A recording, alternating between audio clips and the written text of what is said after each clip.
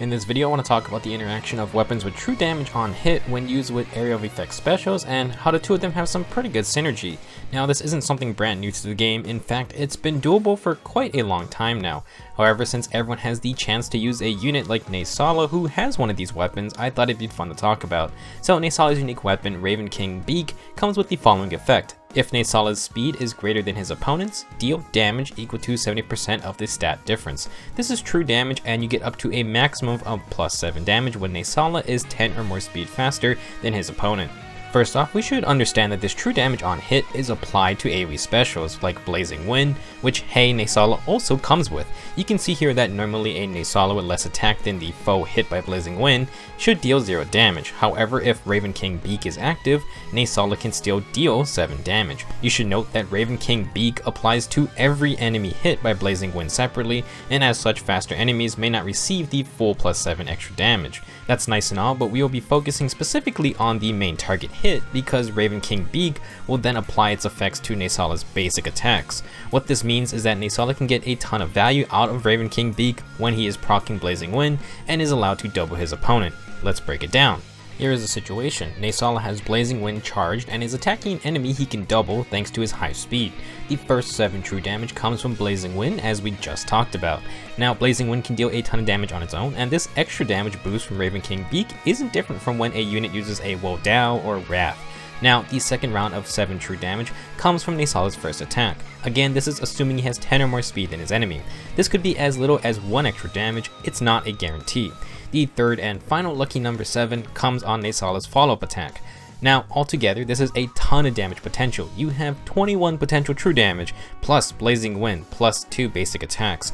This setup is hampered by the fact that Blazing Wind is a 4-turn cooldown special, and NAESALA has to survive a counterattack. It also does not work on the enemy phase, and to get the full +7 damage on hit, NAESALA has to meet the 10 speed difference requirement. This is not a broken setup by any means in my opinion, but it can create some interesting scenarios.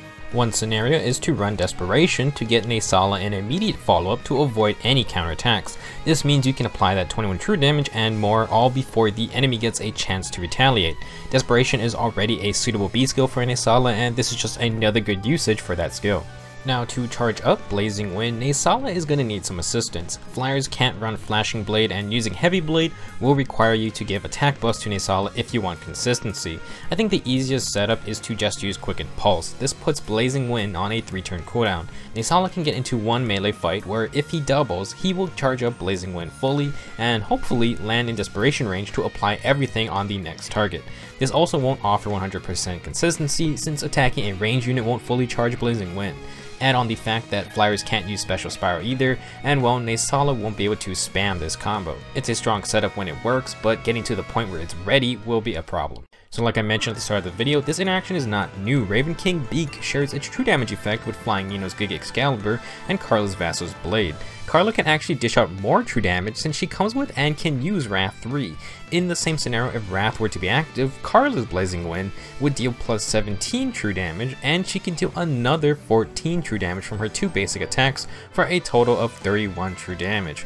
I wouldn't really recommend doing this since Carla can abuse lower cooldown specials better, but it's interesting to think about. There are a couple other weapons that deal true damage on hit that can also be used with this application. Leaf's Light Brand and Nina's Inheritable Shining Bow have the same effect. If the opponent's defense stat is 5 or more than the res stat, deal +7 damage. So everything we talked about also applies to these 2 weapons, just that they have a different activation condition. Leaf actually also came with an AoE special and a unique skill that lowered his cooldown by -1, so I'm pretty sure this was the intention for his base kit. Thanks for watching this video, and I hope it gave you something to think about. These weapons with true damage on hit are very sneaky. There have been many times where I thought my blue unit could tank Carla, but she burst through them with 14 true damage on her 2 basic attacks and then another 10 from Wrath on her special activation. It's a very potent effect for one-on-one duels. Overall, I think NAESALA can run Blazing Wind and Desperation to good effect. This setup will only realistically get to work probably once per map. You want NAESALA to fight someone he can take easily, and then save Blazing Wind to take out a tankier enemy.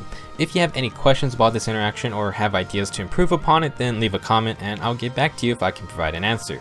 Thanks for watching, I'll see you guys in the next video.